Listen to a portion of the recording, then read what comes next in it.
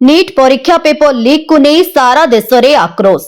एहारी भितरे मालकानगिरी सदर देखा मिली छात्र और युवपीढ़ी एक विशाल आंदोलन।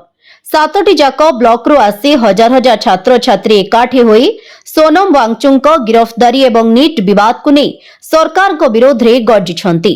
केंद्र शिक्षा मंत्री धर्मेंद्र प्रधान नैतिकता दृष्टि तुरंत इस्तीफा दियंतु बोली दाबी होईची। मालकानगिरी रे युवशक्तिर विशाल प्रतिवाद। नीट पेपर लीक विवाद एवं शिक्षा व्यवस्था रे अनियमितता को नहीं रास्ता को ओह्लाइछंती हजार हजार छात्र छात्री। मालकानगिरी जिलार समस्त 7टी ब्लॉक रु एकाठी होई एक गोष्ठी निरपेक्ष गण आंदोलन रूप नैछंती स्थानीय युवपीढ़ी। छात्र नेतांक अभियोग शिक्षा व्यवस्थार सुरक्षा और न्याय पाई आंदोलन करुथबा सोनम वांगचुक बलपूर्वक उठाई नियाजिबा गणतंत्रर हत्या सदृश।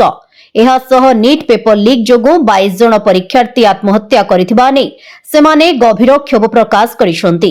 एही समस्त विफलता पाई केंद्र शिक्षा मंत्री धर्मेंद्र प्रधान को दायी करी से नैतिकता दृष्टि तुरंत इस्तीफा दियंतु बोली आंदोलनकारी दाबी करिसंती। ब्यूरो रिपोर्ट विकल्प समाचार। आम चैनल को लाइक शेयर एवं सब्सक्राइब करंतु।